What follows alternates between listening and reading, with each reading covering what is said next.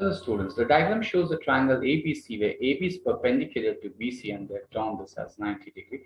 The length of AB is 4 centimeter and CAB is alpha radians. The arc D with center A and radius 2 centimeter meets AC at point D, AB at E. We have to find in terms of alpha the area of the shaded region. So to get the area of the shaded region, we will first consider triangle ABC. So that's the right angle triangle ABC.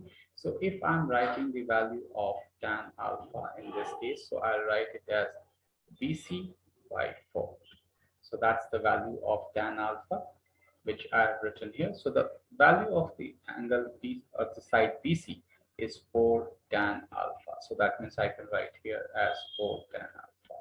So if I'm calculating the area of triangle ABC, so I'll use the formula half into base into height. So that is equals to half into base, which is 4 tan alpha, into height, which is 4. So that means it gets cancelled. So I get it as 8 tan alpha. So that's the area of this entire triangle.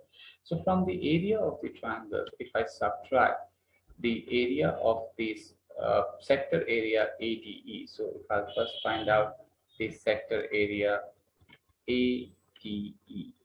So the formula that I'll be using for this is equals to half r square theta, where theta should be in radians.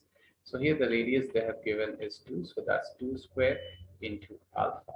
So that means it is 2 alpha. So to get the area of the shaded region, from the area of this entire triangle, if I subtract this sector area, so I'll get the area of the shaded region. So that means that is 8 tan alpha minus 2 alpha. And that's the final answer to this question. Thank you, students.